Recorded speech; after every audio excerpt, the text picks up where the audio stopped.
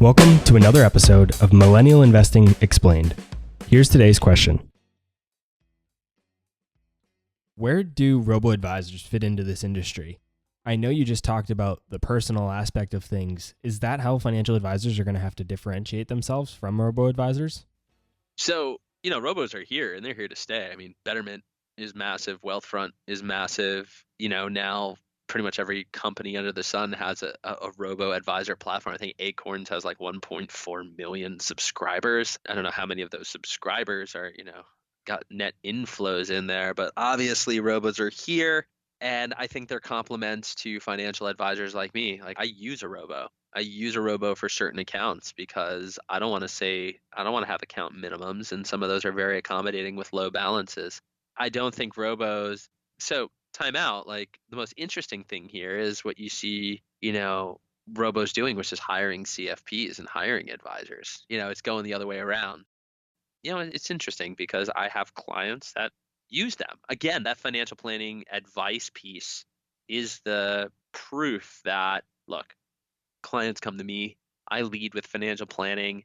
My expectation around doing asset management, and we've dropped doing the insurance business just as of this month, but those were always options for the client.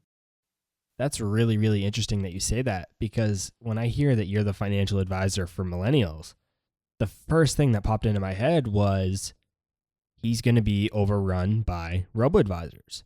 That must be what millennials want. That was my first assumption, is that millennials want to just go to a robo-advisor on their computer or their phone through an app, and that's how they'll get their financial advisor needs met.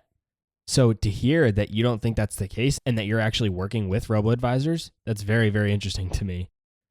Again, that's the commoditization of the asset management piece. Investment management is just 1/6 of the 6 key areas of financial planning.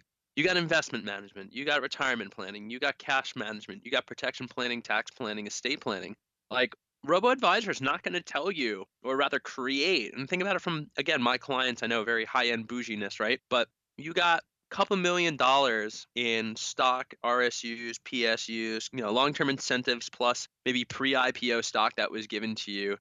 You know enough that like you shouldn't be all in your company's stock, and you need to unwind that, right? You need to be tax conscientious. You need to know what to go into. You need to know how RSUs work, options work. You need to know all of these things, or you can have an advisor who knows all of this inside and out and can put that advice together down on a piece of paper, right? And help you do it yourself or take care of it for you.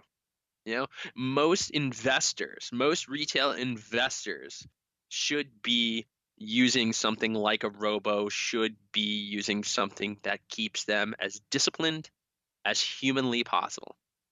And there's a lot of amazing tools out there today that can help you. Like you have access to investments more than ever. It's no longer a rich person's game. But the parts that I deal with in my clients, like it goes on and on. Doug, help me understand how this job offer I got on the other coast of the country, make this apples to apples, because they're giving me a whole bunch of comp options I've never even heard. What's an executive deferred compensation plan? How does that work?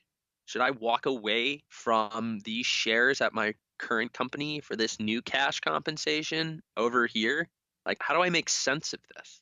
And it's not just the numbers. It's like, wait. You told me you would never move to the West Coast. Is this really enough money to overcome something you've told me time and time again? There's the relationship component. But like lives are complex. Things come and go. I really don't think like a rebalanced automated portfolio of ETFs is going to take a skilled certified financial planner's job away. That's really, really interesting. I hadn't thought of it from that perspective. And I think you might find some people use those robo-advisors, but those are the ones that don't understand the true value that you're adding. All of those things that you just listed off, all of those real life examples that you can walk through with somebody that you're never going to get from a robo-advisor.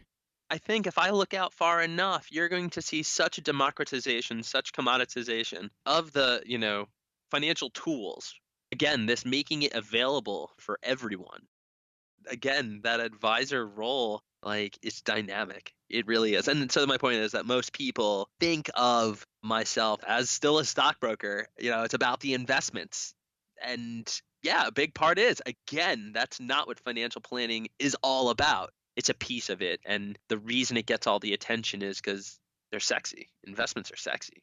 And people think that that's what we do all day. And it's fun and it's exciting. But no, they say the majority of personal finance is simply managing your cash flow, learning how to save in a disciplined way, and just be systematic about your investing. That's all for this episode of Millennial Investing Explained. Be sure to follow me on Instagram, Twitter, and Facebook, or subscribe to our YouTube channel to get even more free content.